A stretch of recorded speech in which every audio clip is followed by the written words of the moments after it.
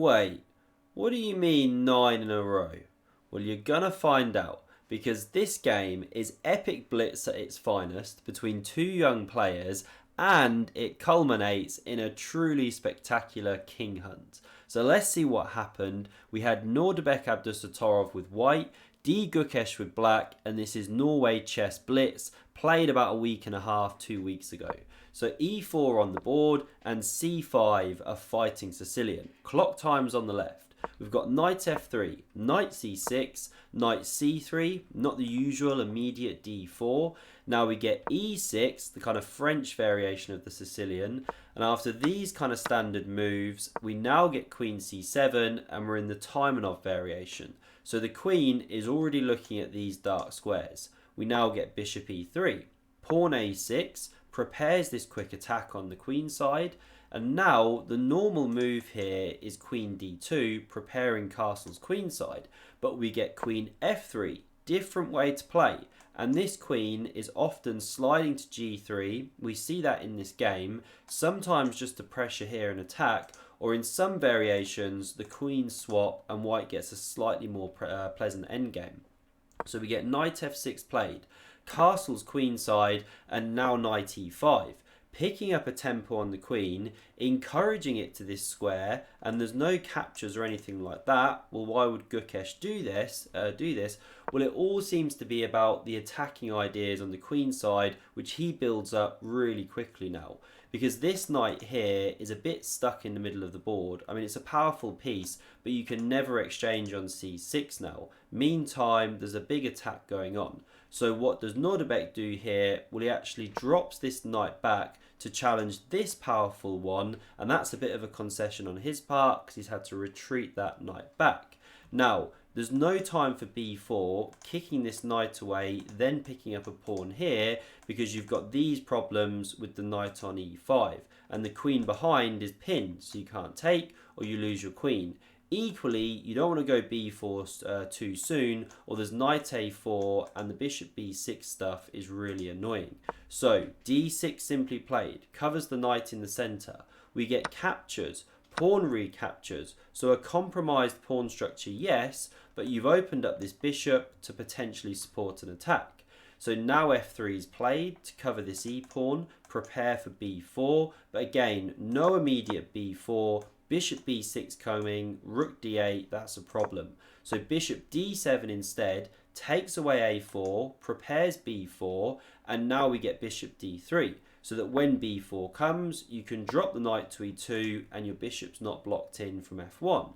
Now we get a5, king b1, a4, and now rook c1. Really nice defensive play from Nodirbek, because if you go b3, well, white's prepared to capture like that, open the rook, not good for black.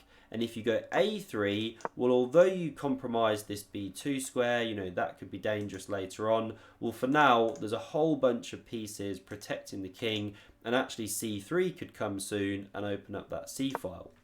So instead, g6 is played, a concession from Gukesh, weakening his dark squares, but he was fed up with this pesky queen, stopping his bishop's development, and now queen f2. So the queen's happy, job is done, drops back, stops this bishop from developing to an active c5 square, and clears the way for these pawns. So we get bishop d6 played, now pawn h4, classic attacking move, right, and h5 from Gukesh. He wants no part of that kingside pawn storm, and he also puts a lid on g4 for the time being. Now the bishop slides back to g5, probing against this knight. So bishop e7 covers, and now this next move is a weird looking move and a classic kind of blitz move, because when you run this with the engine, it's looking at things like maybe c3, talks about g4 even. There's obviously a rook move in there. I mean, the computer loves a little rook shuffle, right? If you watch those computer games, it's like 130 moves and about 80 moves is just rook shuffling. Anyway, but what Nodirbek plays is queen g3. What's that all about? Why are you putting the queen back to where it came from, blocking your pawns? Well, it sets up a sneaky pin, and it's like he was in Gukesh's head, because Gukesh walked straight into it with bishop to c6. The top engine move was queen c5, breaking the pin but still covering the e-pawn. And now knight d4 comes. This is the tactical shot. You can't capture, of course, or you lose your queen. And now if the bishop tries to retreat, something like this, well, there's new options available to white, like knight b5. No queen b6 or the pawn drops, and if you go queen c5, even c4 is a possible move here, which is quite interesting. So instead, we see the knight drop back. The bishop is offered, but not taken immediately. Instead, we see the exchange, and the king recaptures. It's now stuck in the center and cannot castle. And again, you could take this one, but Nodirbek holds off, brings another piece into the attack, saying, okay, do you want to save your bishop? Well, then I'm going to hit you with bishop b5 stuff or knight b5. You know, do you really want to lose that tempo? So instead, the rook comes to that open d file, and now pawn c3. Still not moving the knight, still using the pin, still leaving Gukesh to sweat with that light squared bishop.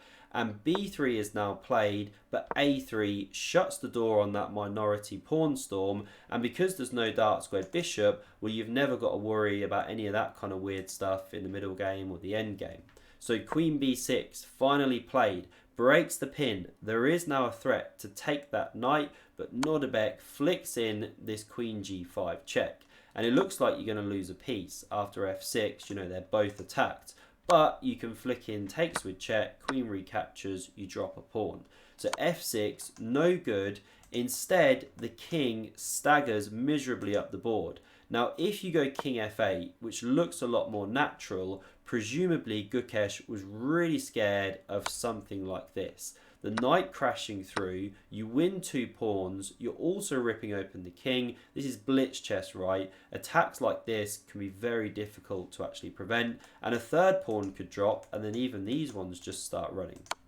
So instead, he goes walkabouts with the king. Now, what's 9 in a row all about? In the thumbnail, we'll count these king moves. That's move number 1. So why would you step to the d file? Well, Gukesh wants to hide on c7. b7 in an ideal scenario, but how do you unleash the attack? How do you keep it going? What do you think the best move is here? Do pause if you want to look for it. Well, the move to play is knight b5 check. Well done if you found that one. And the whole idea, well, you check the king, you clear the d file, you also save your attacked piece, but you stop that king from running away. So bishop takes is forced. If you step up, that's literally mate in 1.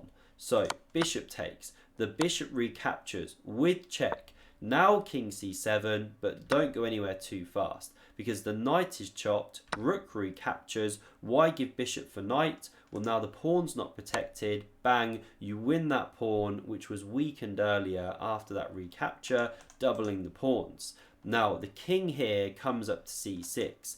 If you go to c8, which looks a bit more natural to me, then the top computer way to continue the attack is this, and queen f6 probing this pawn. Because if you do something like rook f8, looks very natural. Well, this rook can join the d file. If you go king here, well, you're completely boxed in. It's really nasty. You know, white can start running the c pawn to distract the queen from the defense of this square. It's just miserable, you know, pretty much game over. And if instead of stepping the king back here after this check, you do something like king c8, well, now you can go queen e7. Rook moves, you pick up the f pawn, attack rages on. So okay, no king c8, king c6 instead. You can still take and go for the same queen f6 stuff as a good variation, but rook d4 from Nodirbek instead. Very tricky move. Obviously looking to lift across these ranks. And if you capture, well, bang, you've just opened the c file, king goes, and now you've still got queen f6. You've also got pawns running here. It's just brutal. Can't take or you lose your queen, etc. So we see rook a5 played after this rook lift to here, looking to kick the queen, does the intended effect, but the queen just finds new nasty kind of ways to check that king. So we get rook a to a7 back, looking to cover the rank, connect the rooks, rook c4 check, king d6 played, and queen f8 check. The king given the runaround, king e5 played. If you block, then there's rook d1 check. You know, the show goes on, the hunt continues. King e5, rook c5 check played. I really like that move, supported by the queen from afar. Really nice geometry. King f6, and now pick your way to kill that king. E5, very strong, computer's top move. Nodirbek chooses this one, preparing G5, checkmate. So E5 played to give the king a square. We get check. Now the king comes to E7 instead of E6.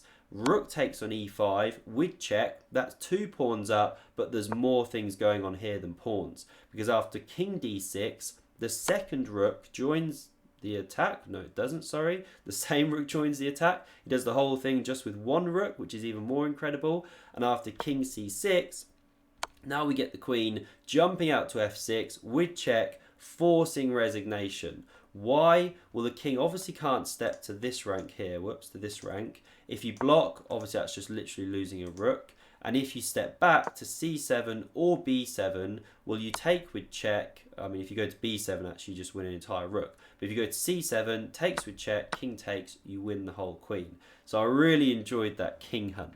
If you want to see another epic game, then check out the video on screen and do subscribe to never miss a future one. Thanks very much for watching and see you soon.